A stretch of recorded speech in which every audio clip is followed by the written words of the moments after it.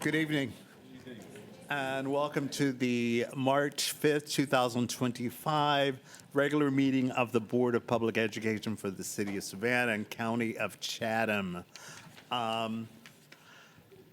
First, I will announce that this meeting is being live streamed, and I will confirm with our secretary that the meeting has been posted in accordance with all the laws regarding public meetings.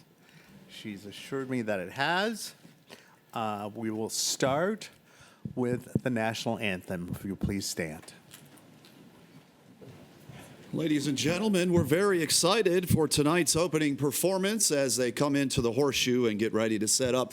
You're in for a great treat this evening as the national anthem will be performed by some amazing students. This is the Savannah Arts Academy Skylight Jazz Band, which is led by Brian Egan.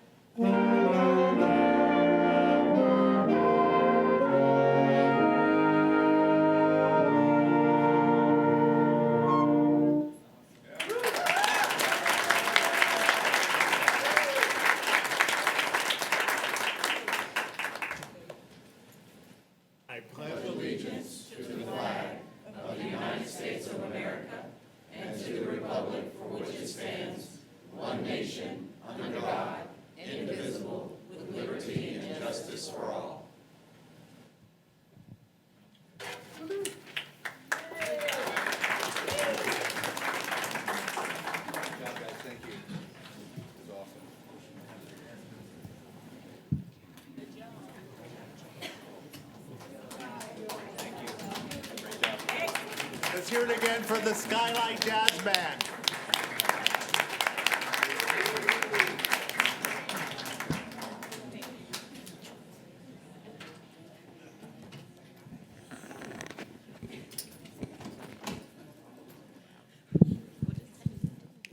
Okay. I will now accept a motion to approve the agenda. So move. Okay, it's moved and seconded. Anyone second? Thank you. All in favor? Thank you. Right.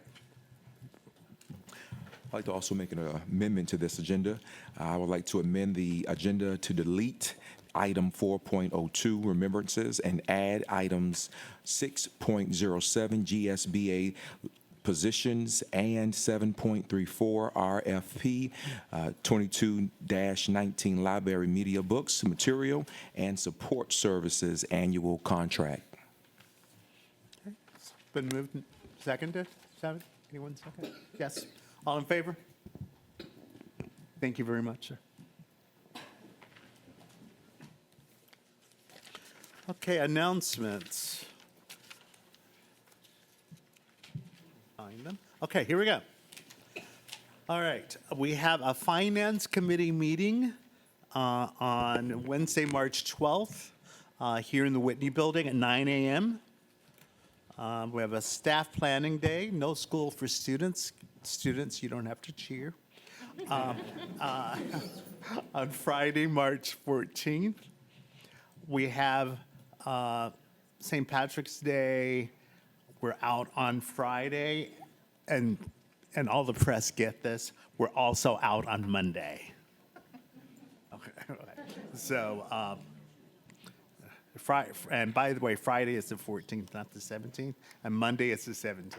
Okay. All right. Academic Excellence Committee meeting March 19th at 3 p.m. here in the Whitney Building. Board Accountability meeting March 25th at 3:30 p.m. here in the Whitney Building.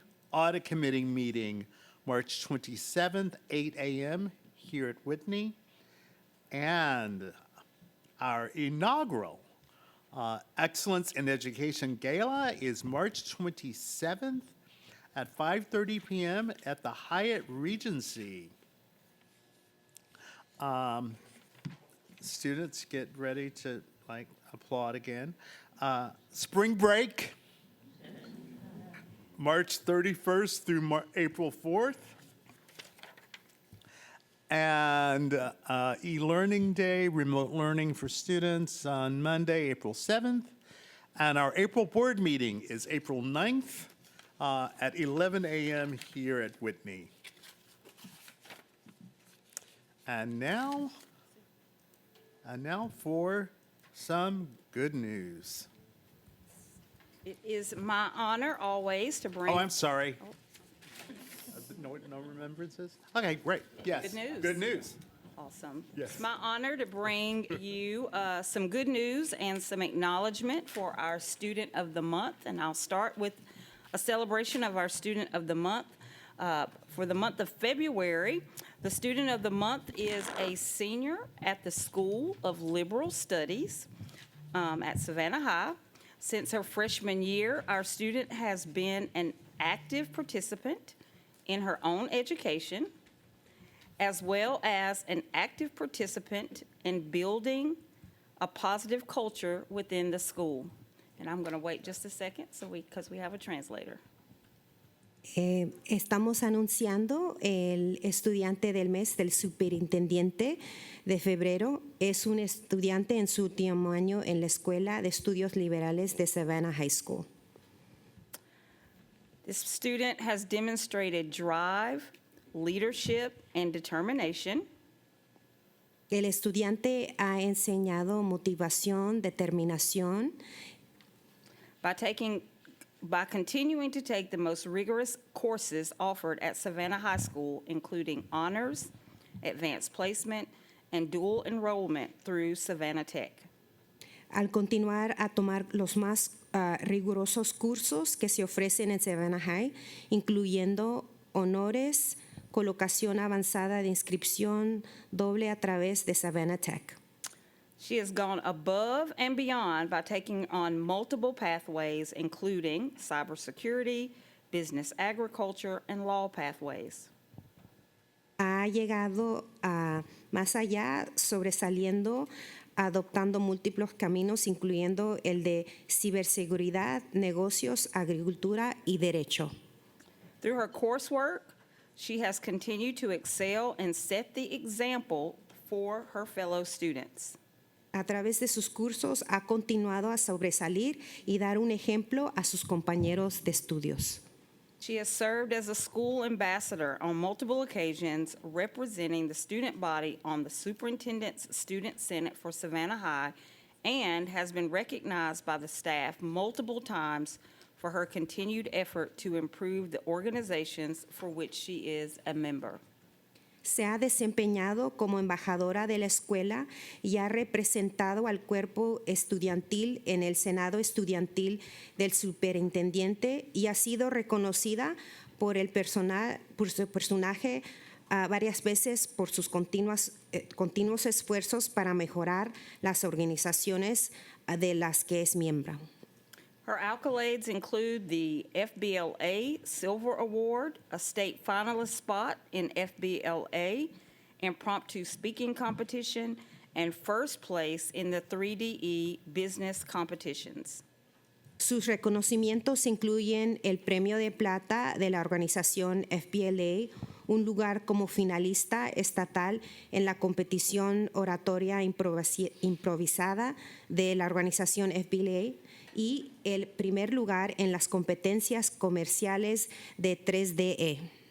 She was nominated to the Georgia Department of Education Student Advisory Committee in both 2023 and 24, and was a nominee for the Governor's Honors Program in 22-23. She will graduate with honors this spring. Fue nominada al Comité Asesor Estudiantil de Georgia DOE en 2023 y 2024 y fue nominada para el programa de honores del gobernador en 2022 y 2023. Se graduará con honores esta primavera. Our student has participated in National Honor Society, the Superintendent's Student Senate, Gulfstream's Student Leadership Program, Future Farmers of America, Future Business Leaders of America, Technology Student Association, 3DE Junior Achievement, DECA, and Student Council.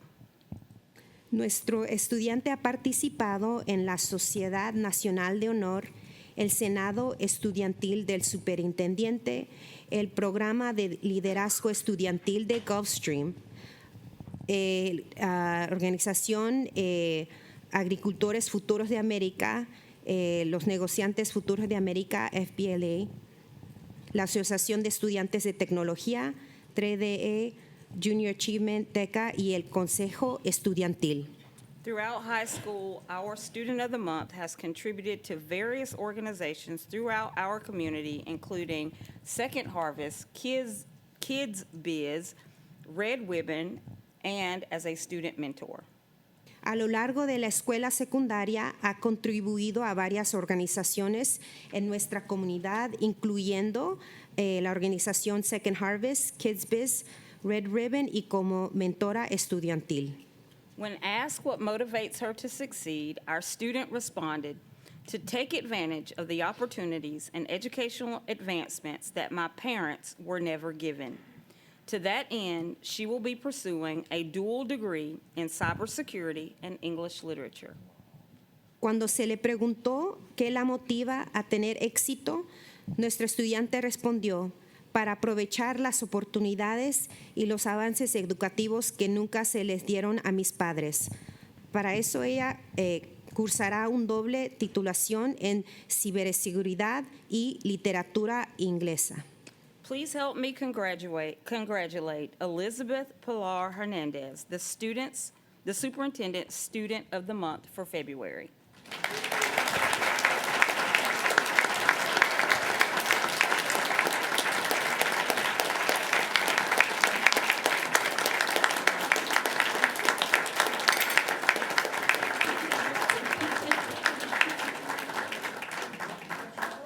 Ayúdenme a felicitar a Elizabeth Pilar Hernández, la estudiante del mes de febrero del superintendente.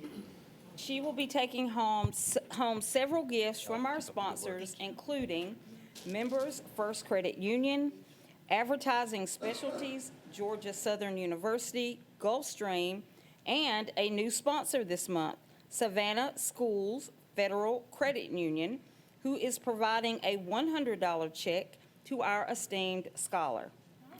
Ella se llevará a caso varios obsequios premios de nuestros patrocinadores, incluyendo Members First Credit Union, Advertising Specialties, la Universidad de Georgia del Sur, Gulfstream, y uno nuevo que incluye una membresía de una unión de crédito que le dará una beca de $100. I would like for her parents, or parent and family, anyone here to continue standing. Me gustaría que se parara o se presentara los padres del estudiante que están presentes.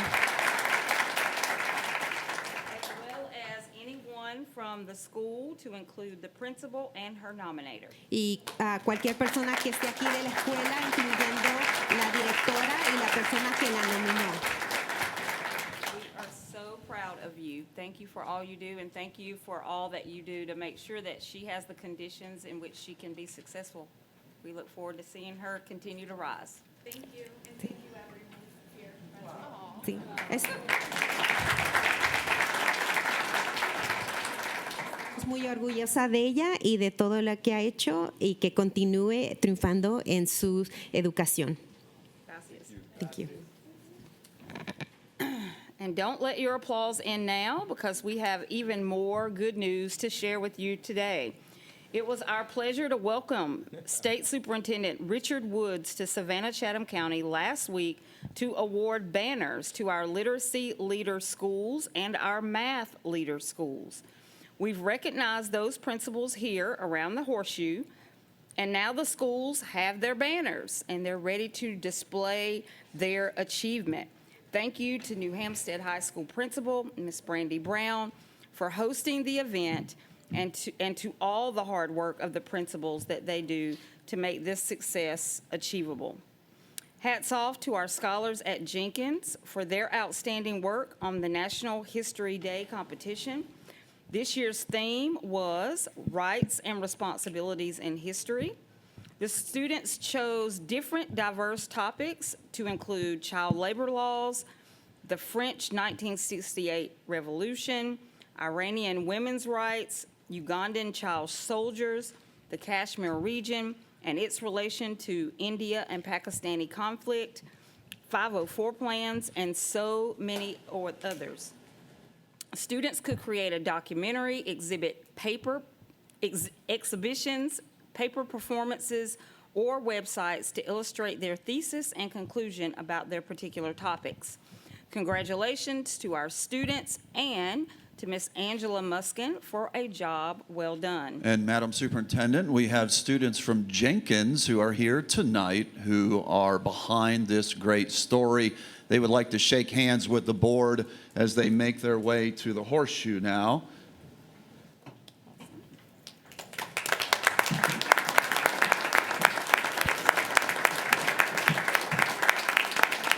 As the students come through, we'd like to recognize Brooklyn Baldwin, Ketsi Diaz, Nathaniel Renitz, Alex Zhang, Arai Manning, Mackenzie Murphy, Couture Rivers, Brendan Hill, Anthony Willis, Henry Wynn, Manav Patel, and Liam McDaniel.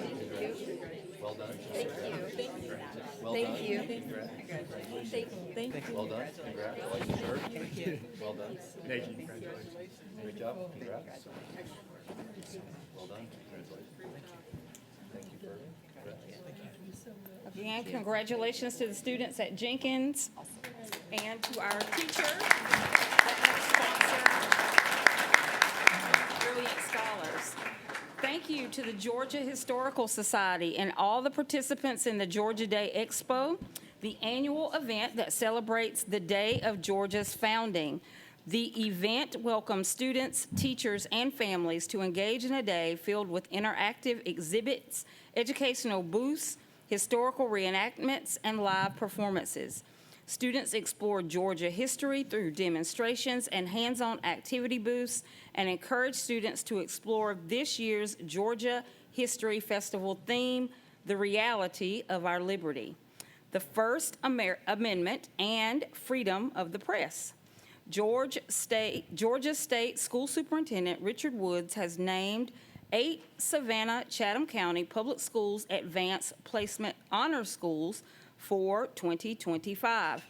AP, or Advanced Placement exams, are administered by the College Board, which also administers the SAT. AP courses are one of several ways Georgia students can access college-level learning at the high school level. Students at levels 3, 4, or 5 on an AP exam may receive college credit. We are grateful to the Kiwanis Club of Savannah and the Professional Association of Georgia Educators for hosting the 67th Annual Student Teacher Achievement Recognition, better known as STAR. This program was held last month. The award honors high-achieving students and the teachers who have made the greatest impact on their academic journeys. The STAR program has recognized over 30,000 students and their teachers in the state of Georgia since its inception, highlighting the importance of academic excellence and the role educators play in shaping their students' success. To qualify for the STAR recognition, graduating high school seniors must have achieved the highest score on a single test date of the SAT and be in the top 10% or top 10 students of their class based on GPA. These exceptional students then choose a teacher to share in this recognition, honoring their invaluable influence on their academic achievements. Congratulations to all of our stars.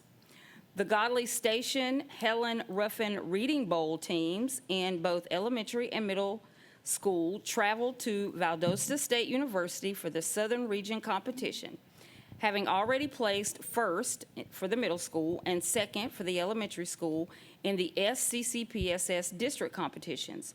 Both teams competed against the winners from 61 other counties and districts in southern Georgia. We are so proud to report that both teams won first place and now compete in the state competition at the University of Georgia in March. We are so proud of our Helen Ruffin Reading Bowl elementary and middle school regional champions.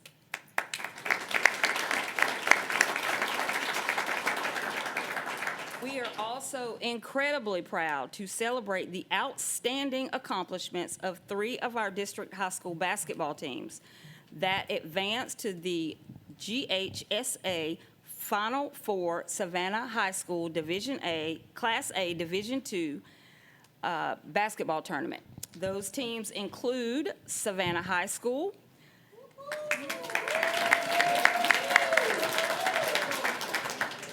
is their boys team, Windsor Forest High School, which is also the boys team, along with the H.V. Jenkins High School Class A girls basketball team. Their dedication, teamwork, and resilience throughout the season earned them a place among the best in the state. Special recognition goes to the head coaches, George Brown, Brianna Brooker, and Aaron Clark for their leadership and guiding their teams to this remarkable milestone. Though Jenkins and Windsor Forest have not advanced on past the semifinals, we could not be prouder of their accomplishments and their historic achievement, especially for Jenkins basketball girls, which made its first ever Final Four appearance. So that is truly historical. Savannah High, amazing.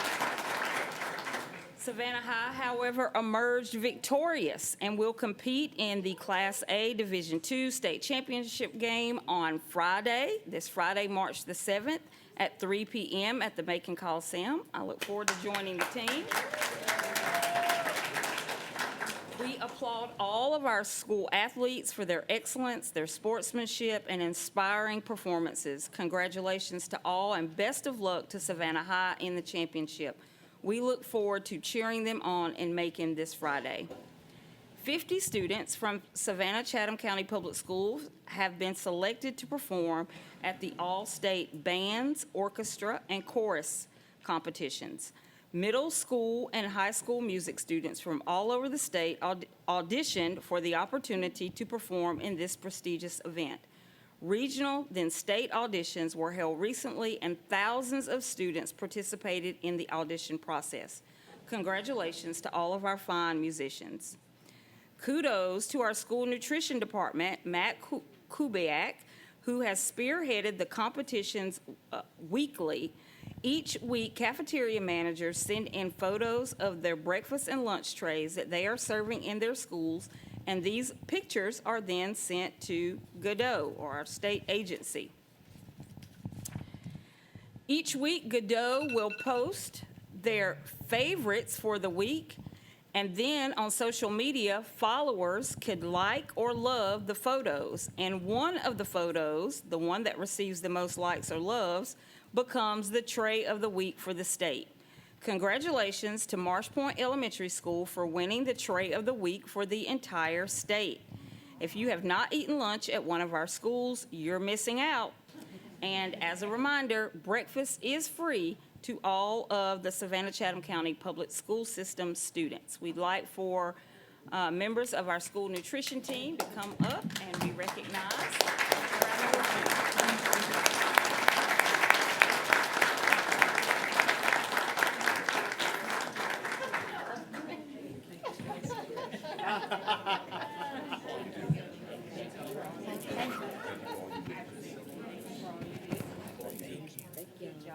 Thank you for all you do. I'm going to hand you the lovely plaque. And a lunch tray. Here is the tray of the week. Award, congratulations. Thank you. Thank you so much. Thank you. We will hang in the cafeteria. There you go. Thank you. Great job. We are so proud of the work that is happening to increase our student participation in our lunch and breakfast programs. Thank you to Ms. Ganchi for her leadership. The results are in, and the 2025 SCCPSS AP Honor Schools have been announced. The 2025 AP Honor Schools exemplify our commitment to providing students with rigorous, high-quality educational opportunities that prepare them for success beyond high school. Our district has made remarkable strides in the advanced placement achievement, with SCCPSS earning 19 AP Honor School awards this year, which is up from 14 awards given last year. Even more exciting, we have new schools that will be joining the list of awardees. Groves High School, Savannah Classical, and Savannah High are amongst our showcase schools. These schools are being highlighted because of their continued growth and commitment to academic excellence across the district. Please join me in congratulating these schools and the students. And I'd like to ask that the principals to come forward and come around the horseshoe so that we can show our appreciation as your school name and awards are given. Jenkins High School Principal Justin Durham. Jenkins.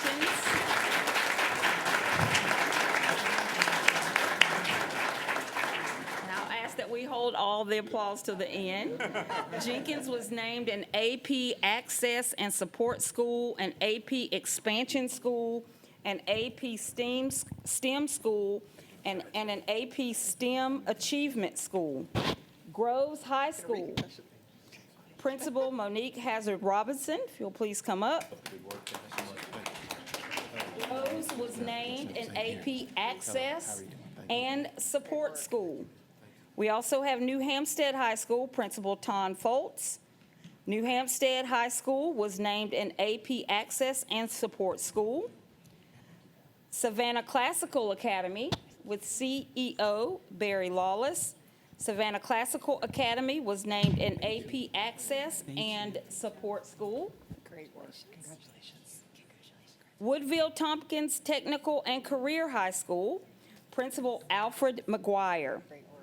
Woodville Tompkins High School was named an AP Access and Support School and an AP Challenge School. Islands High School, Principal Jimmy Cave. Islands High School was named an AP Challenge School and an AP School of Distinction. It's also named an AP STEM School and an AP STEM Achievement School. Savannah Arts Academy, Principal Anna Blue. Savannah Arts Academy was named an AP Challenge School, an AP Humanities School, an AP Humanities Achievement School, an AP STEM School, an AP STEM Achievement School, and an AP School of Distinction. Congratulations. And finally, the School of Liberal Studies at Savannah High, Principal Stacy Pottinger. Great work. School of Liberal Studies at Savannah High was named an AP Challenge School.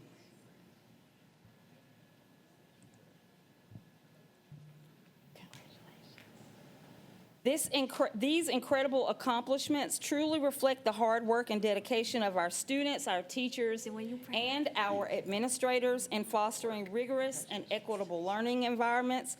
We are extremely proud of their achievements and the positive momentum that this brings to our district.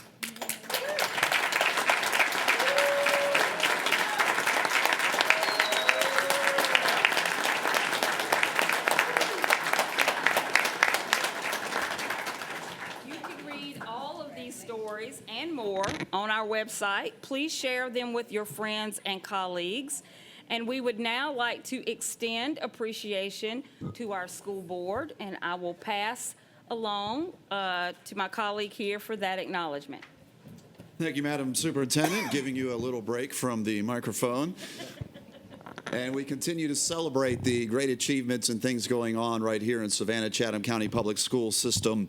And much of this fine work could not happen without a dedicated Board of Public Education and elected officials who are continuing to do their service not only for their constituents in their areas that they represent, but the entire 426 square miles of Chatham County. So we appreciate you.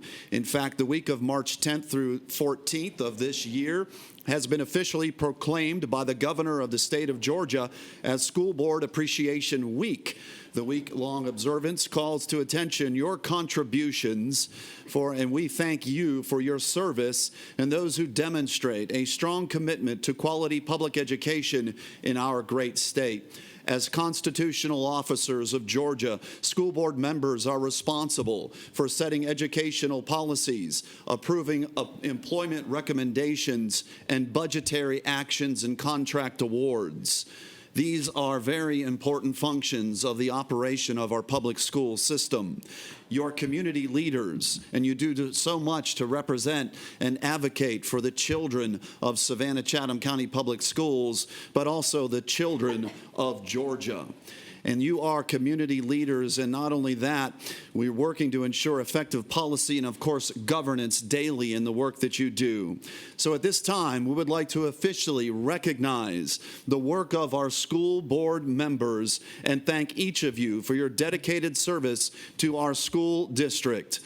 Our superintendent's cabinet now has a certificate of appreciation that they'll be coming forward to present to you. Ladies and gentlemen, we celebrate School Board Appreciation Month.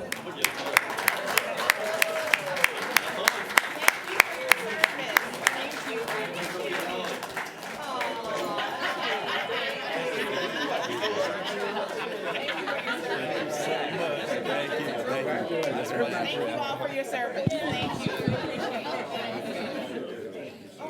They made you into Oh, is it here? Okay, just checking. Thank you. Thank you. Thank you for that acknowledgement. We truly appreciate the governance and leadership that you all provide. I will now pass it on to our representatives for the Professional Senate report. Thank you. Our first topic was the East Bloss updates presented by Megan Davison, Chief Operations Officer.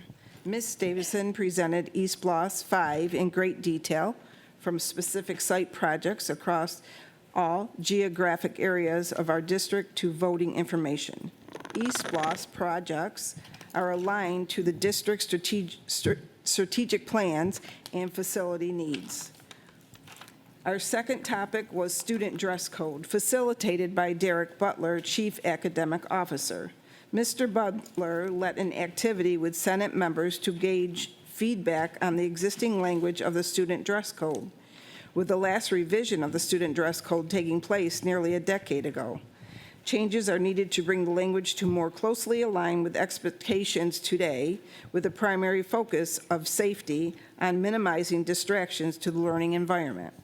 In closing, the Senate Safety Subcommittee will conduct a virtual meeting. Senate members are being surveyed for their interest in a student dress code subcommittee. And lastly, our next Senate meeting will be held Thursday, March 20th, from 4:15 to 5:15 at Jenkins High School. Thank you.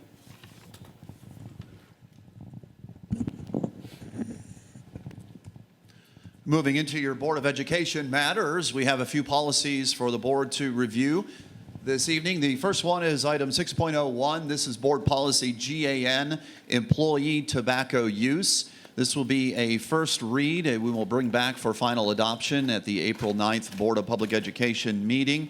You'll note that most of the language in here was provide greater clarity and make sure that we also included components of tobacco use, such as additional language to talk about smokeless tobacco products, and also being very clear about cigarettes, e-cigarettes, and vapes, and the areas of where it's prohibited for this particular use. So again, this is a first read under the 4-year review process, would come back for a second adoption April 9th.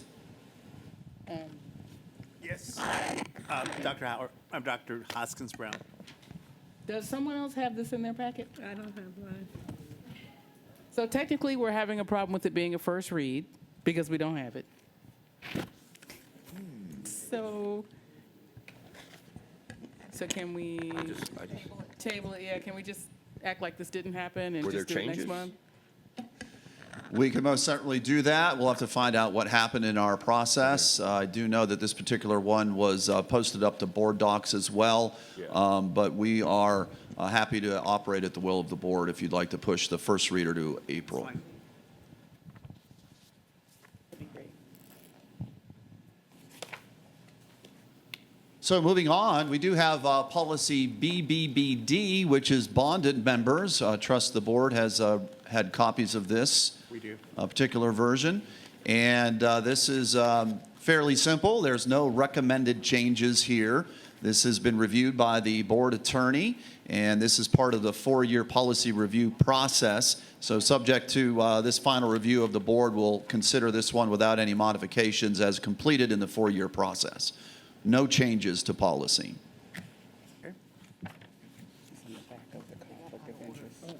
Hearing none, item 6.03 is the additional policy, which is in the section of the board.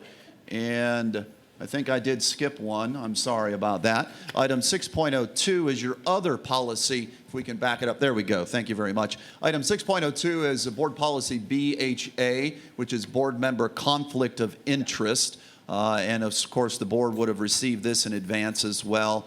And there are no changes to this policy either. It's been reviewed by the board attorney. This is part of the 4-year review process. Subject to this review by the board and no recommended changes, we would consider this complete by the 4-year process. Dr. Hoskins Brown. Thank you. I do have a recommendation on page 2, item number 3, where it says no board member may be employed in any position in the school district in which they serve. If we could insert other than as a board member after position, it may clarify the fact that board members are employees. We just can't have any other job except the one that we have. There's often confusion about, we often talk about board members as though they are not employees in the meeting, but they are. Well, I'm happy to defer that to legal guidance. What I understand is board members are constitutional officers of the state representing the school district as elected officials. There is a compensation component for that that may give the feeling of an employee, but the board isn't technically hired as an employee. My phone calls from the IRS about my withholdings from the district would beg to differ. The IRS considers me an employee. I'm going to pass this edit down to Ms. Edwards, and I'll let you all research it and invite you to also contact the IRS with an answer. Pass this out, please. Thank you very much. We've heard that, and we will take a continued look at it. And going to certainly defer to the board attorney for guidance on this one. So, but we do appreciate that feedback. So this particular one, subject to any changes, would come back for a second review if there are changes, but we will provide you the updates as we continue the research in that particular area. So that takes us forward to item 6.04 now on your agenda, and this is the naming of the Bloomingdale Gymnasium. And of course, in accordance with policy FDC, and administrative regulation, FDC and the subsequent administrative regulation of naming facilities, a team was appointed to review the naming of Bloomingdale Elementary School. This was particularly brought about by a recommendation. Mr. Hediger? Yes, sir. I'm so sorry. Before you go, and I was just handed a note. We need to, I need a formal motion to table 6.01. So moved. Moved and seconded. All in favor? Aye. Okay. Continue. I'm so sorry. Yes. Thank you. Very good, thank you. So naming facilities, Bloomingdale Elementary.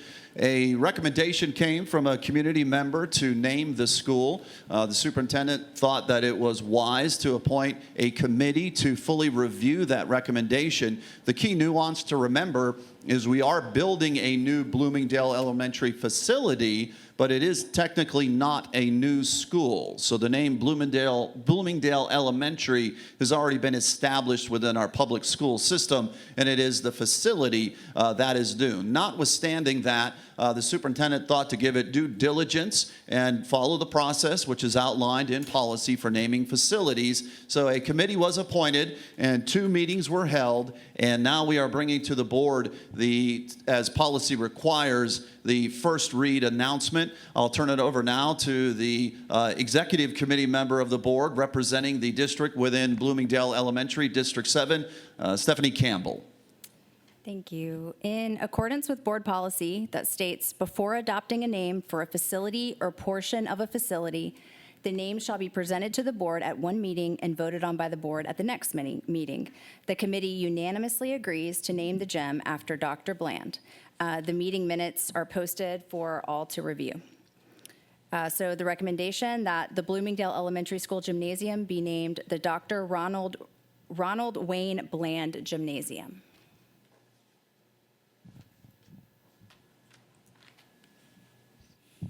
That completes that component of the first read announcement. Of course, this will come back to the board April 9th for an official vote on the recommendation of the naming of the Bloomingdale Gymnasium. Turning it over now to the board president for 2 proclamations. You have Proclamation 6.05, National School Social Workers Week. Reverend was wanting to know a little bit about Dr. Bland. He was your principal, correct? Who's At principal? Beach? Assistant principal. Yeah, sorry, assistant Yeah. principal. And then what else? So he was also a fixture in the community. He, sorry, we have a whole thing in here. But we originally talked about potentially naming the school after him, but the community liked the idea of it staying Bloomingdale Elementary since it was, had been named that way for so long and, a community school. And so because he was also a fixture at the rec center in town, and this gym will have its own vestibule that can be accessed when the school is not using the gymnasium, they decided that it would be equally as beneficial to name the gym after him, and it could be something the community and the school could enjoy, so. Now I'll proclaim. National School Social Workers Week Proclamation. This year, the theme for National School Social Workers Week is Unite to Ignite, celebrating our impact. To recognize the valuable contributions of our school social workers, the Board of Education would like to proclaim March 2nd to March 8th, 2025 as National School Social Workers Week. Thus be it resolved that the following proclamation be adopted. Whereas school social workers are employed in the Savannah-Chatham County Public Schools to help students successfully reach their full potential, and whereas school social workers are actively committed to helping students explore their abilities, strengths, interests, and talents as they remain in school to obtain their educational goals, and whereas school social workers help parents focus on ways to further the educational, personal, and social growth of their children and provide community resources as needed to accomplish these goals, and whereas school social workers work with teachers and other educators to help students explore their potential and set realistic goals for themselves while assisting educators in understanding the lifestyles of our students and their families, and whereas school social workers seek to identify identify and utilize community resources that can enhance and complement comprehensive school social work programs and help students become productive members of society. And whereas school social workers are considered an integral part of the educational process that enables all students to achieve success in school. Whereas the celebration of School Social Work Week during the week beginning March 2nd, 2025 highlights the vital role school social workers play in the lives of students in the state of Georgia. Now, therefore be it resolved that the Savannah-Chatham County Public School System and the state of Georgia honors and recognizes the contributions of school social workers to the successes of students in schools across Georgia, that March 2nd to March 8th, 2025 be proclaimed National School Social Workers Week. Signed, Mr. Roger Moss, Board President, and Dr. Denise Watts, Superintendent. I'll accept a motion to accept. Moved and seconded. All in favor? And I think we have some school social workers here today.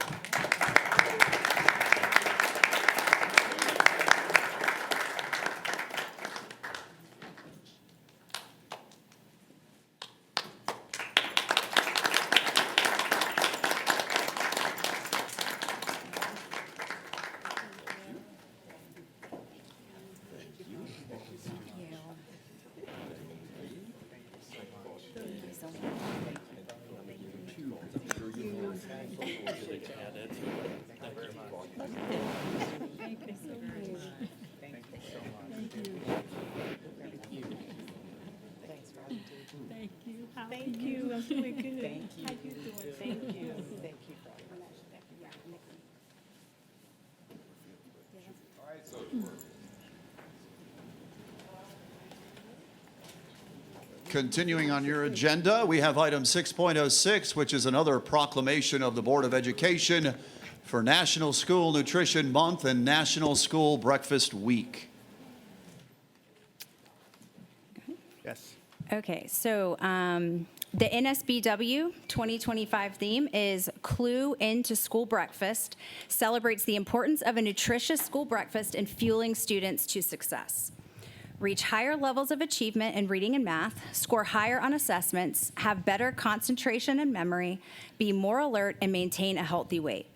Whereas the school breakfast program has served our nation admirably since it was permanently established in 1975, and whereas the school breakfast program is dedicated to the health and well-being of our nation's children, and whereas the school breakfast program joins and has been joined through the years by many other excellent child nutrition programs, and whereas there is evidence of continued need for nutrition, education, and awareness of the value of school nutrition programs. Now, therefore, be it resolved that March 3rd through 7th, 2025 be proclaimed National School Breakfast Week, and that the entire month of March is celebrated as National Nutrition Month. Thank you. I'll accept a motion to accept. Moved and seconded. All in favor? Thank you. And we have some people from nutrition.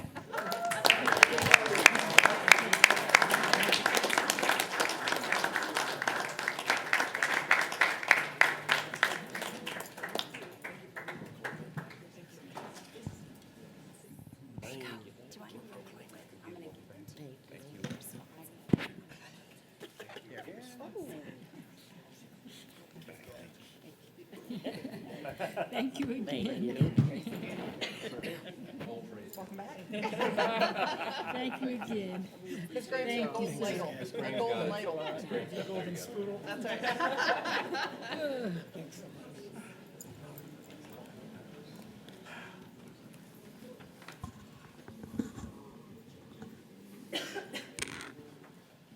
Next item on your agenda to the board is an action item for the adoption of recommendations to the Georgia School Boards Association for the annual legislative positions. The board has reviewed the GSBA legislative positions for the upcoming fiscal year, and we do have a recommendation to amend one of the positions and to add another. In accordance with the required procedure to submit this recommendation, that stipulates such proposals must come from a local board, and that would be voted on at a meeting for subsequent submission to GSBA no later than April 10th of 2025. The following is offered.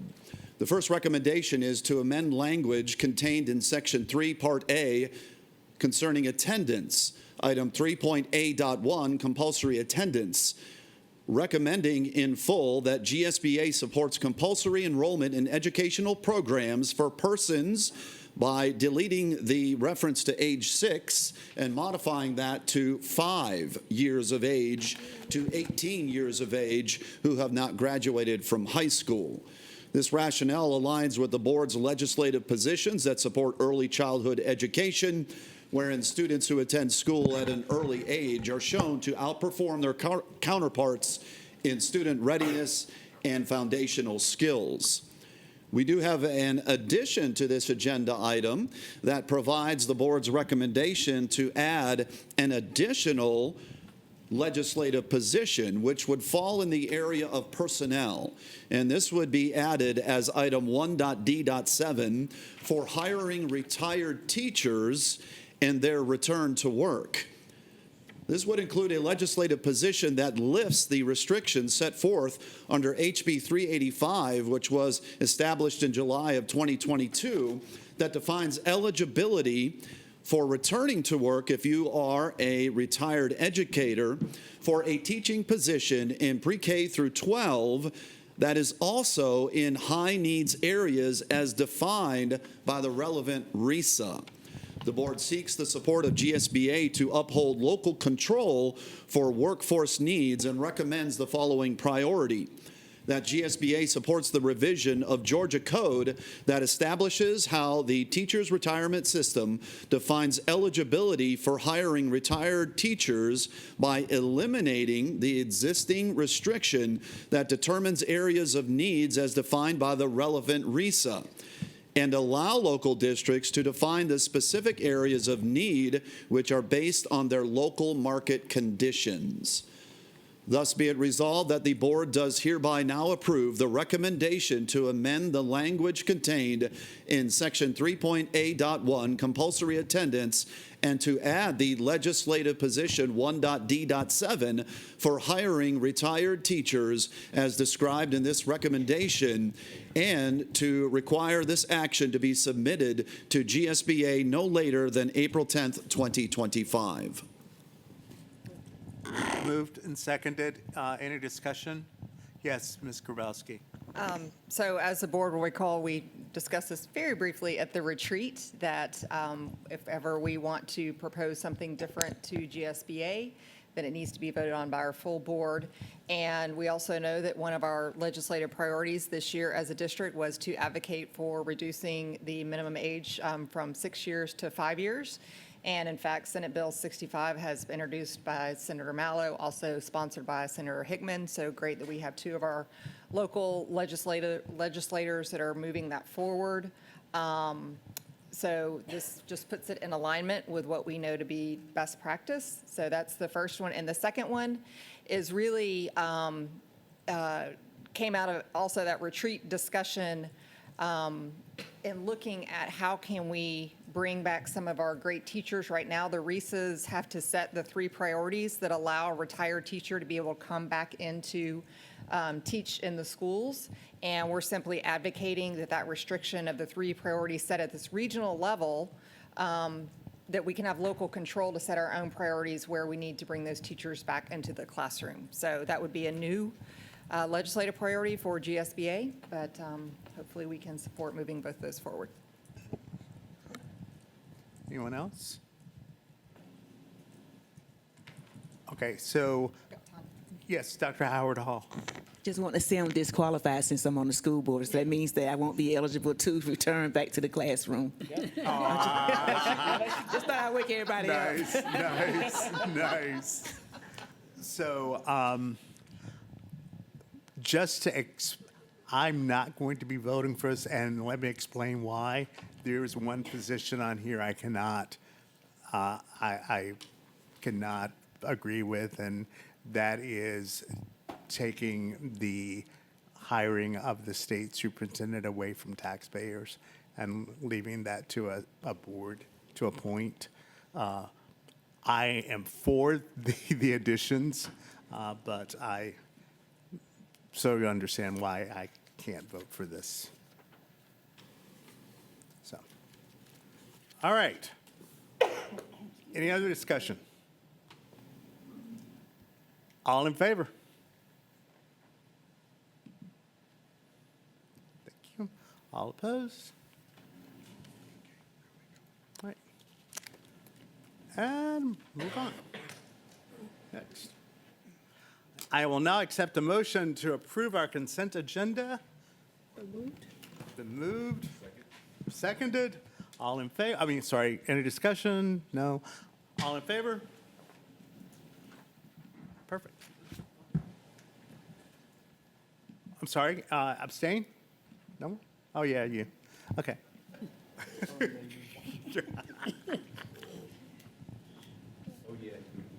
Oh, yeah. Yeah, it is. Oh, gosh. For a plethora of reasons. Anyway,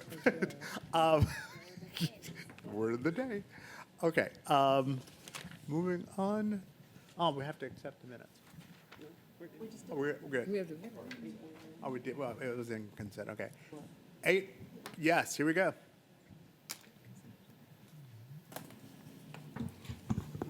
Good evening. This should be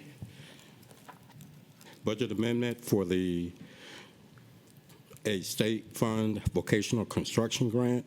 The Georgia Department of Education has awarded Savannah Chatham County Schools $660,000 for a fiscal year 2025 Georgia State Financing and Investment Commission vocational construction equipment grant. The Division of Finance requests the board to approve the adjustment of the budget to match the grant for both expenditures and revenue. The grant adjustment is shown in the chart included in the agenda item that has been posted on the board website and distributed to the board.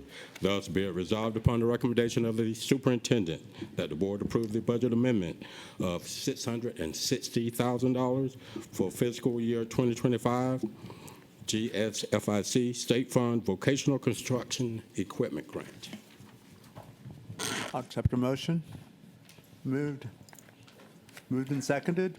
Any discussion? All in favor? Thank you very much.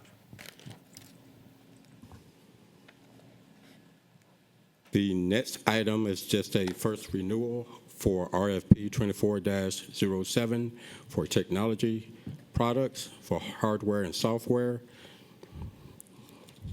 On March 6, 2024, the board approved the award of RFP 24-07 technology products, hardware and software annual contract to the firms of Erie Jones Educational Solutions and CDW Government LLC to provide desktop computers, laptops, Chromebooks, printers, monitors, scanners, and related products district-wide. The initial performance period was 1 year with 4 one-year renewal options. Staff recommends the first year renewal option for RFP 24-07 technology products. Thus, be it resolved upon the recommendation of the superintendent that the board approve the renewal of RFP 24-07 technology products, hardware and software annual contract to Erie Jones Educational Solutions and CDW Government LLC for a 1-year period with 3 additional 1-year renewals remaining for the estimated annual amount of $7 million. I'll accept a motion to approve. Oh, sorry. Moved and seconded. Any discussion? Good. All in favor?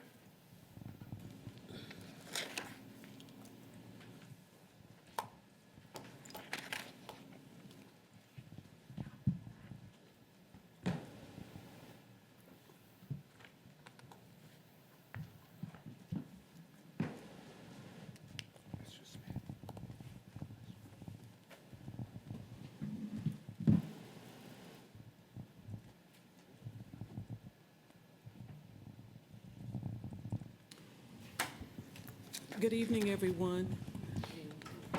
The financials that were in your packet for this month are our year-to-date January 2025. All of the statements that are in front of you, it's 58% of the fiscal year and 50% of the school year has elapsed. For our Fund 100, our general revenues, local property taxes are at currently 62.6% of the budget, lower than last year at 65%. At this point, we think our final tax collections will be close to the budgeted amounts.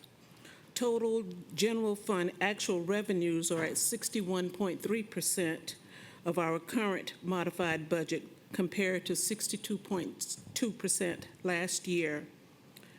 Our Fund 100 general expenditures year-to-date, actual expenditures for teachers are at 44.6% of our current budget, which is lower than we expected at 49% at this point of the year. Other support salaries are at 50.1%, which is within the expected range of between 50 and 58%. Total general actual expenditures are at 46.4% of our budget, and that's higher than at the same time last year at 44.8%. At this time, we have nothing else to report on any of our other funds. If you have any questions, can I accept them at this time? Thank you so much. Okay, thank you. You have any change orders?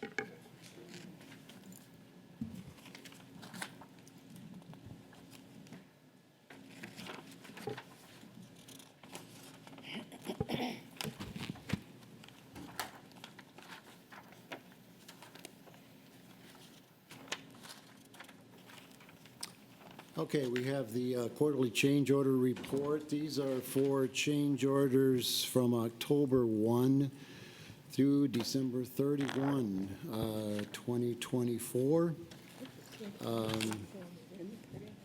As you note, the majority of these change orders are owner requests. And again, as we get through these schools, start doing this construction, because again, the majority of them are in buildings that we are doing renovation work in, and we see that we need to make some changes or upgrade things. That's what these change orders are about. We have the contractors right there, so it's a good time to take care of any additional work. And we continue to work hard to reduce these change orders. So I will take any questions.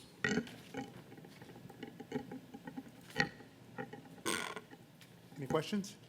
Nope. Okay.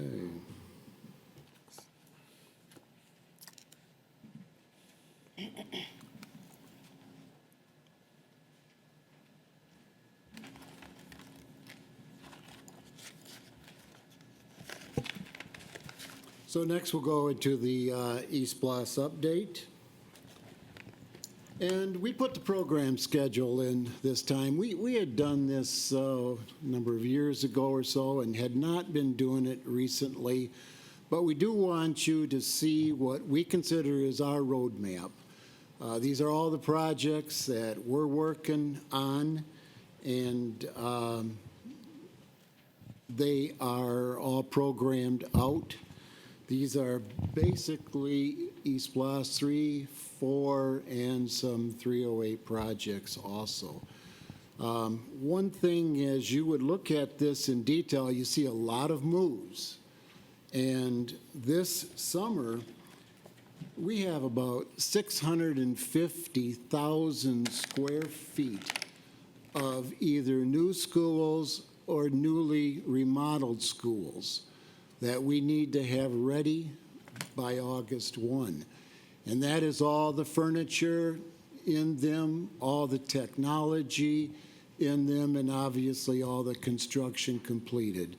So it's quite an effort for this summer, but we certainly feel that we are in a good position. We've been planning this for a number of months now, talking with the moving company and being sure that they can satisfy us as we need, and also that they work through the priorities that we need to have. The budget reports, again, you've seen these a number of times, East Blos 3, and again, what you want to make sure of is that that bottom number down there in the right corner is a 0. That means all proceeds that we are going to be receiving, and of course, E3 is just some smaller dollars in interest. We pretty much have the proceeds all completed now. And that our expenditures are all timed out and they're all scheduled so that East Blos 3 is on budget. E4, similar situation as far as taking the projects, and again, from the timeline that we have, developing cash flows, showing how these dollars are going to be spent in the various years, and again, making sure that we have proceeds to support those expenditures, but also be sure that our expenditures do not go over what our proceeds are going to be. So looking at this report, we can report that East Blos 4 is on budget also. Number of projects, and I'll just go through these quickly. The two big projects are Windsor Forest High School and Bloomingdale. Really no changes at all in this report for Windsor Forest. Construction's coming along very well, and we are certainly expecting to move into this school and have it ready for August start of school, and then there'll be all that work that has to take place out on site to finish the parking lot and the other work. We put some pictures in. I think it's good for you to see, kind of, if you didn't get a chance to ever walk through the building. And you kind of see mostly finishes that are going on there. Bloomingdale, same situation, ready for school on August 1. And again, some interior shots, lots of, you probably saw this when you walked through it, when we had the topping out ceremony, there lots of brick in the interior in this school. And again, construction's coming right along on schedule. The DEH athletic fields, working through in order to have this track, football field, stadium ready for that first football game, which will be occurring in August, and lots of construction happening out there on that site. The other side across the street, you can see we've got the multi-purpose field that obviously is an artificial surface, nice and green. That is ready, and also the baseball field behind it is ready. We did get a certificate of occupancy in order for the use of the baseball field. And so we've been talking to athletics. Obviously, they had their schedules together now, and they have their areas where they're going to be playing these. However, we're saying that you have an opportunity here also. Some of this work was delayed a little bit, as you know, through January, early February. There was some really poor weather when it comes to trying to do site work. And so our contractor has worked real hard getting this field ready. Should also mention, too, it's not on this slide, but we are doing work inside of DEH. We're putting in those CTA revisions, and that also has gone along well and expected to be ready for August. Henderson Formey, the Early Learning Center, just a major renovation project. Every room, ceilings out, floors out, all replaced, all nice new painting. And again, when you walk through this building, I'm sure you're going to be impressed. It's just the way that this has come together and how it has changed from the building that it was a year or so ago. That it's really a beautiful facility. Contractor's doing a great job. We've got the FF&E all scheduled, ready to come in here, and this facility will be ready for August. Georgetown, we're going to do a major renovation at Georgetown. And of course, the other thing that we're going to do is to take out the old gym. That's an elementary-sized gym, and we're going to be replacing it with a middle school gymnasium. Major piece of construction going on there with all the other work and also a re-roof. And of course, when you have to re-roof a school this size, it's a metal roof, as you're aware, and that's a lot of work, along with replacing windows and such like that. So it's been decided to take this school and swing it over to Largo Tibet. Largo Tibet is in the process right now of being renovated for Georgetown. Not a lot, because that school actually was in pretty good shape. So we're just doing some minor modifications. We want to get a new HVAC system in there. That's important. And so this project is just moving along well, too, and very quickly. And tomorrow night, we're going to be meeting with the Georgetown school parents and go through our plans and certainly make them comfortable with the transition going over to Largo Tibet. So we're looking forward to that. Hubert, this project is in early design right now. Again, we pretty much identified the scope as far as the interior renovations, HVAC, windows. I think we've got a real good handle on what has to happen there. We are expecting to do this renovation while the students are in and not swing the school. There's really no swing right now. And I think this one can work out well because there's classroom wings. And we spoke with the principal. We've been outlining how we would like to do this. And so he's been giving us a lot of good information on it, too. But, you know, when you do this, you need 2 summers. And we probably won't be able to get a contractor ready this summer. So we've got a lot of work that we want to plan for that summer of '26. And the other one about Hubert, the other thing about Hubert is we sure like to try to do more with the fields, the athletic fields. But that property is very restrictive behind that school. And so we're looking for the best way that we can put in and have a good athletic, multi-purpose field, baseball field. You know, we understand that the city has a lot of use of that, too, with their programs. And so that's something that we are looking earnestly at right now. The Alternative Ed Center over at the old Mercer School, design is going along. I think we've finalized our budget.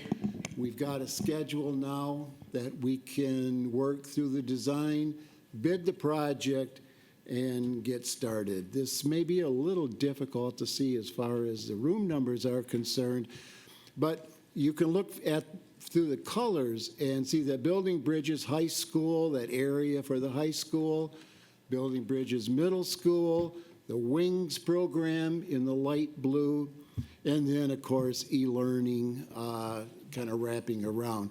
The gymnasium, the cafeteria, the or I should say the library area is all kind of shared space, common space, so that will be a lot of joint use.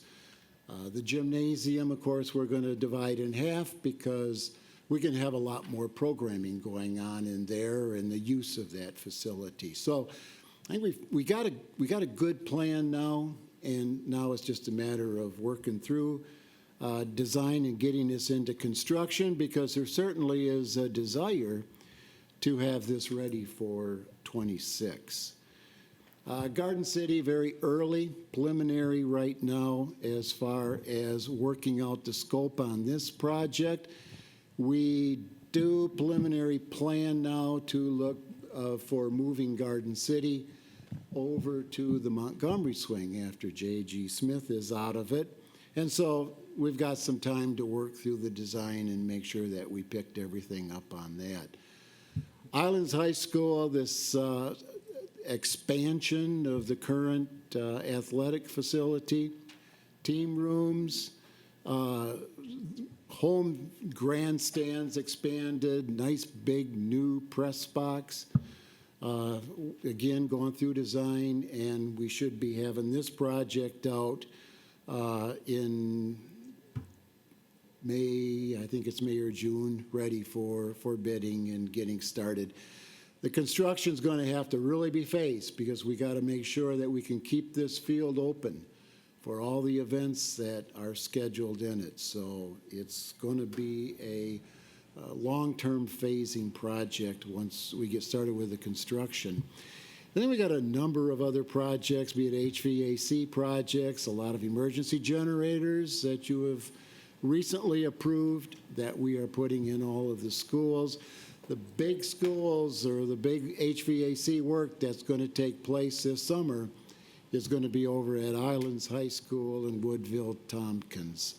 And then we just continue to work through these two. Roofing, we're expecting that bid on Gould next week. Johnson High School, again, big metal roof, big replacement job.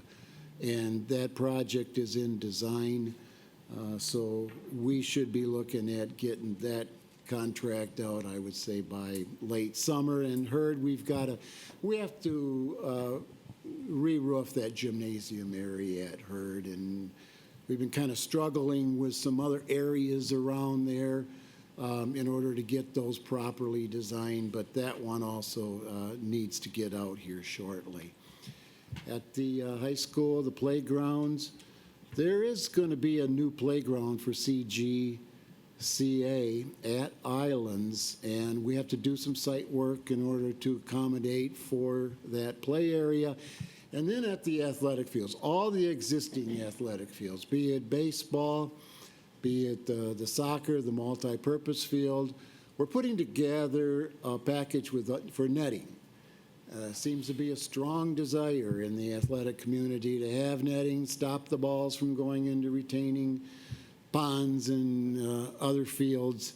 And so this is quite a major thing, but we did get good feedback from the athletic department as to what projects that they would like to see the netting and a little bit about the scope of that. A few other projects, we still have that site over at Pulaski in order to finish the parking and that drive all around the school. Garrison, we're putting the new vestibule front windows in. We've got some work over at New Hampstead and also this replacement of the gym flooring at Savannah Arts. We've got the design done now and we're getting it out for bidding. So we want to do that this summer. And again, that's a very, very tight window for us to get a contract awarded, to get the materials out there so that this project can happen this summertime. A lot of work going to be happening out at Port Wentworth, adding records management and a print shop to pull those out of this complex and get ready for its long-term future also. Questions? Okay, Ms. Krabrowski, then Dr. Hoskins-Brown. So is Savannah Arts out to bid now, the floor? It is out for pricing right now, yes. Okay, because and I've mentioned just make sure that we're coordinating with the school because they do Yes, use that gym in the summer as well. so- Exactly, and we met with the athletic director, the principal. We're going to do more than just replace that gym floor. Basketball backstops are in poor shape. We want to replace those. Scoreboard. We were going to try to do some acoustics in there, and they said, no, you're going to Oh, it's ruin the pit. You can't mess that You're up. going to ruin our home field advantage right. here.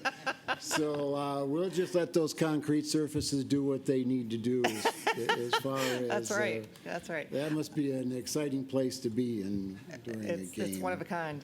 And then, of course, up in the upper part, replacing all those old seats that Old are seats. broke and Okay. putting in new benches. Thank you. And then just one comment, because you mentioned all of the moves. I have seen, I know obviously it's a good time for our schools to be purging of things that they don't need during those moves. And I've seen, the massive dumpsters, and we just approved a $10,000 change order for a dumpster.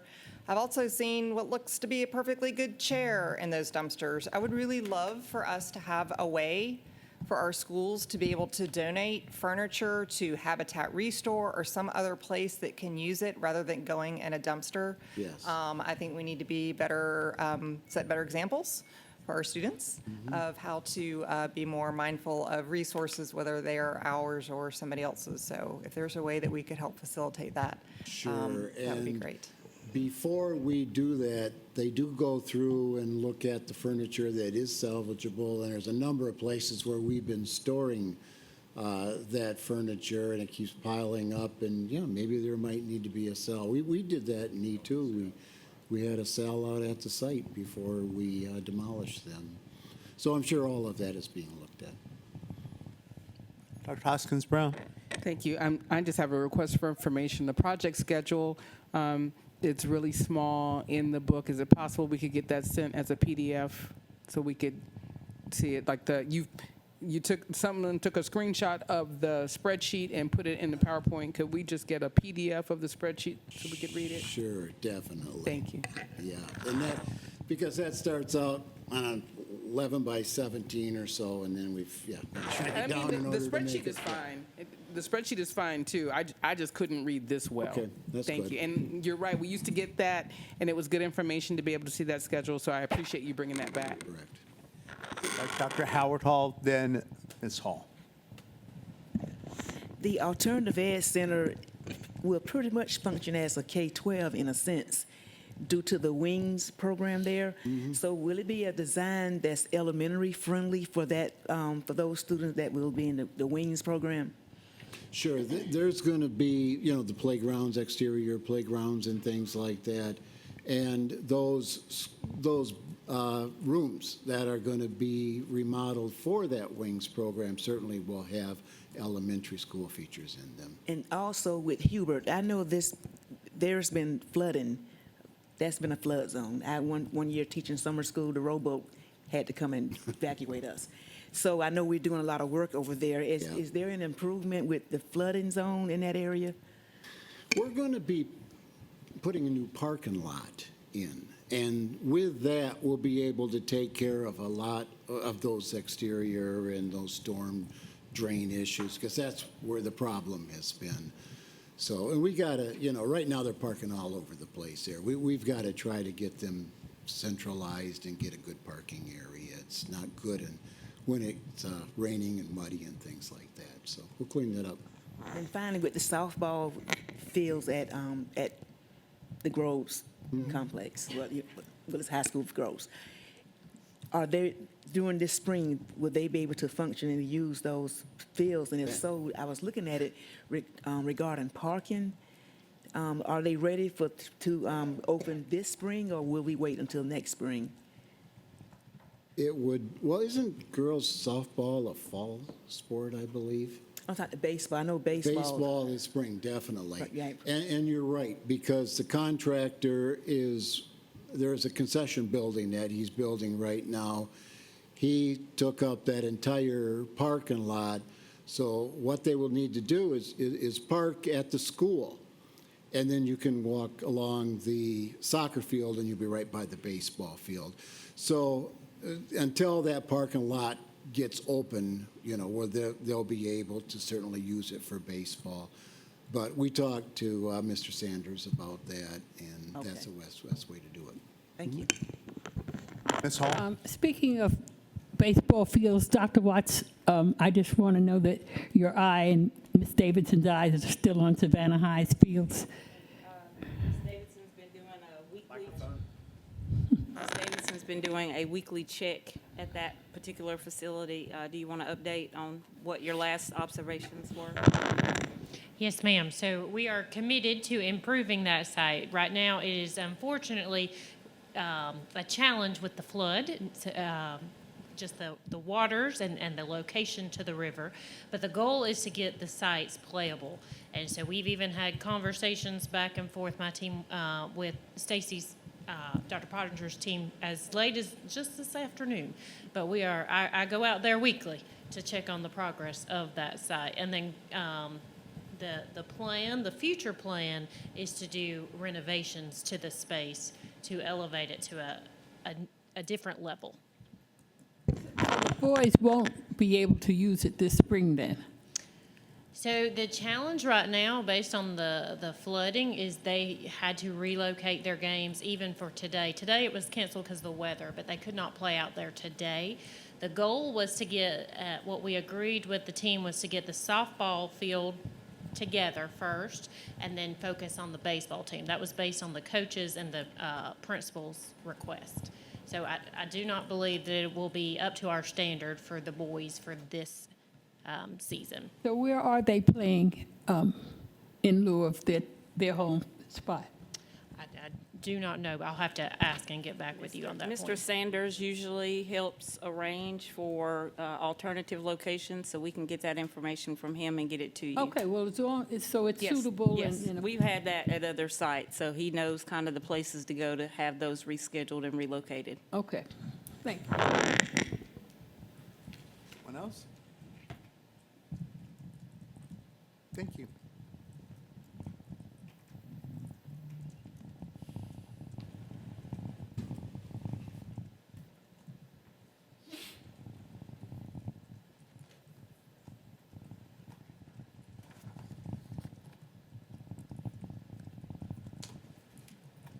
I think we just have a few more items. Next is a preventive maintenance and fund transfer.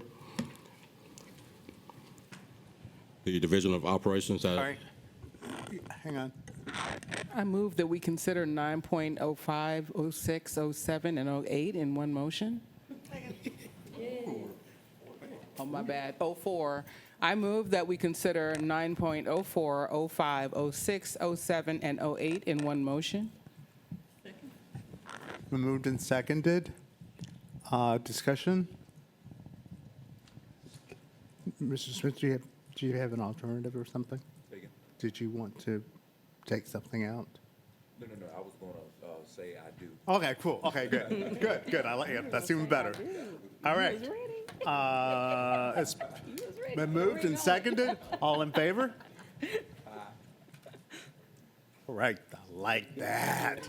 Thank you, Dr. Hoskins Brown. Oh, I'm sorry. We have to actually vote. You actually vote. All right. All right. No one's abstaining? No? We're good. All right. The next item, the budget amendment for East Plus 3. Yes. Okay. Basically, what we're doing here is recognizing additional interest income and capital outlay grants. No. No? We combined them all. Okay, that's what I was asking. I was wanting to make sure. No, So we combined them all. We're done? Be it resolved. Voted to combine them, but you also would need to now vote on the recommendations for at sorry? one pass. So the vote, the recommendation was to combine them all. Was a recommendation to combine and approve them? Yes. Or just combine Yes. them? Combine and approve. Oh, no, mine was to combine. Right. So you would need another motion. The next vote would be to approve them then. Yes.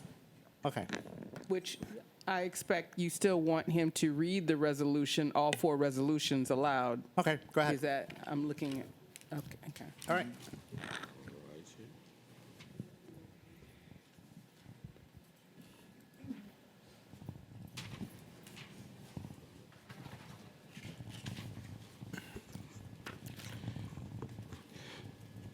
First would be for the preventive maintenance and a fund transfer.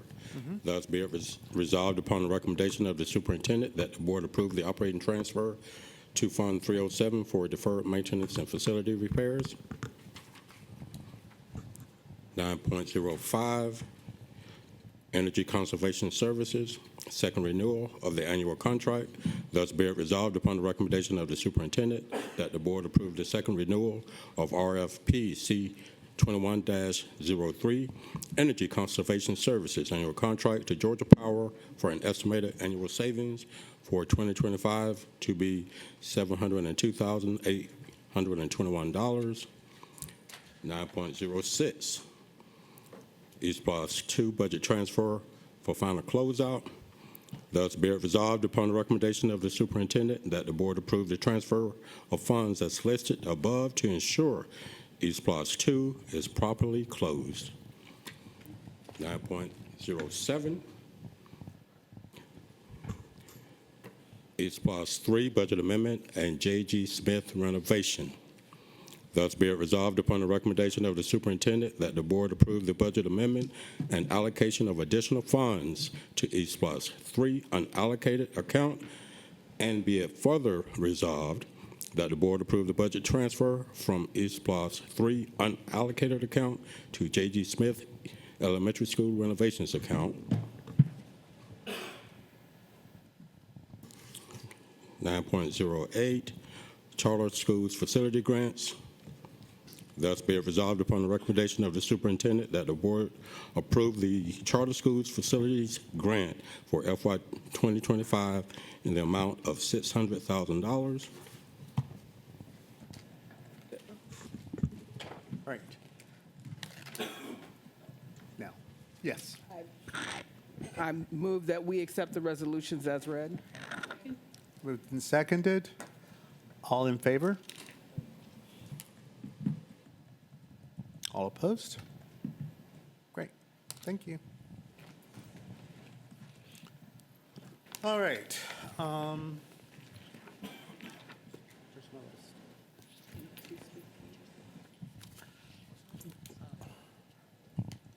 We'll now have our public appearances. We have two. First, we have Mr. Raymond Watson. Sir, you have 3 minutes. Thank you.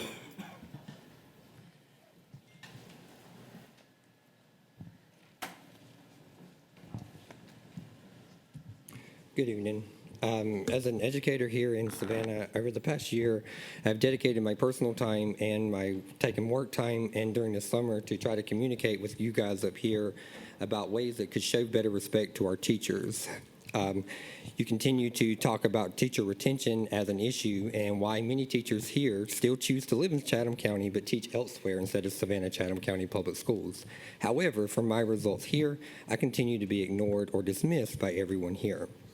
Rather than continue to speak to the unresponsive audience, I wanted to share that I instead plan to collaborate with my fellow educators and advocate for the needs, our love of teaching, our commitment to our students, and to inform the community about what it's like teaching in this district and how we can really make a change if we come together and we vote together. You have the local media like over there that may portray this district in a positive light, but a grassroots social media sponsor push can really bring a change that teachers need in this district.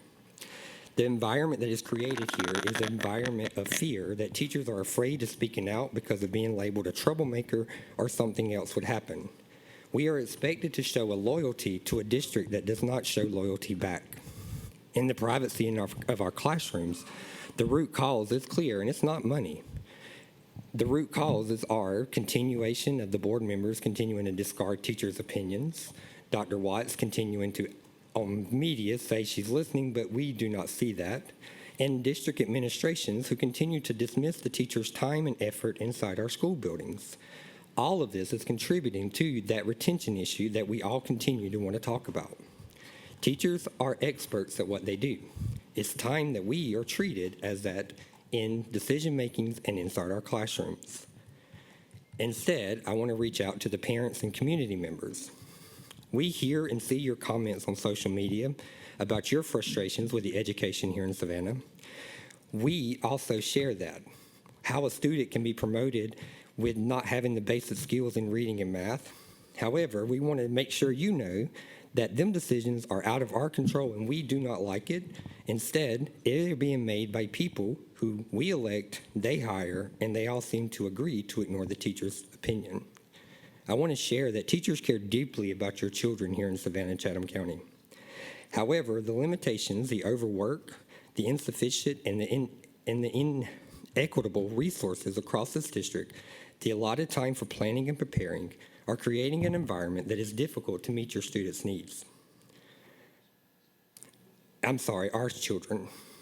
Far too often, a teacher's dedication and their love for these children are used against us, and instead we are told to basically shut up and do our job because we love the kids, and we do. As a teacher within this district, I can promise the community of Chatham County that your teachers, no matter what people are saying, we have been screaming and pulling the fire alarm inside our buildings. However, nobody's there to help. I've been told my entire life that when someone shows you who they are, believe them. The leadership of this district has shown us over and over, it's time we come together and we believe what the leadership shows us. Thank you.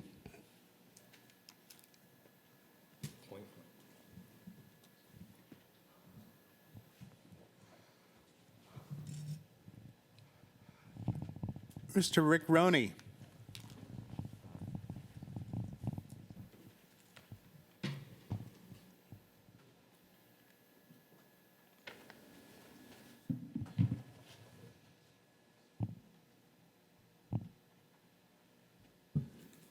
I'm going to read this so I can fit it in 3 minutes. President Moss, board members, Dr. Watts, it's been about 2 years now that I've been coming to your board meetings. I'd like to use my 3 minutes today to provide you my totally unsolicited, private citizen's 2-year review of your performance. Generally, your responsibilities are threefold: hire, fire superintendents, set policies, approve budgets. On number one, you've done a great job. Dr. Watts is a very good hire. She's a game changer for the district. So congratulations on that. 2 and 3, budgets, policy, I think you've done fine on that as well. However, I submit that there's a fourth responsibility you have that actually overarches these other 3, and that is to, to establish a culture of excellence in the school system. Excellence in the school system. Culture starts at the top, right here in this room with the 9 of you. On this, I think you're doing poorly. For years, the district and the board have a history of accepting mediocrity, even promoting mediocrity. How so? You accept mediocrity in the district staff. There are staff members in key positions that are not performing their jobs adequately. You know this, they know it, their coworkers know it, but you're reluctant to have them replaced. I don't know why that is, but they're still here. This sends a demoralizing message down through the whole organization. Excellence is not required, mediocrity is good enough. If there's this mediocrity at the top, I guarantee you it runs wide and deep through the organization. Now, we had an example tonight of a lot of high spots in the district, and there certainly are those, but there's also lows. We currently have 13 elementary schools where only 20% of our third graders are proficient in ELA, math, and science. 20%. That leaves 80% who aren't. What is going to happen to those 80%? What kind of lives are they going to have? To me, this is almost child abuse. I ask each of you to examine your priorities. Is providing a high-quality education to every single child in the district your highest priority? If it is, then demand excellence of yourself, of every employee. Replace the low performers. Get rid of the dead wood. Build a culture of excellence. Our children need more, deserve more than they're currently getting from you. Please go for excellence. Thank you. Thank you. Great. I will now accept a motion to adjourn. It's been moved and seconded. All in favor? Are you gonna? Sean.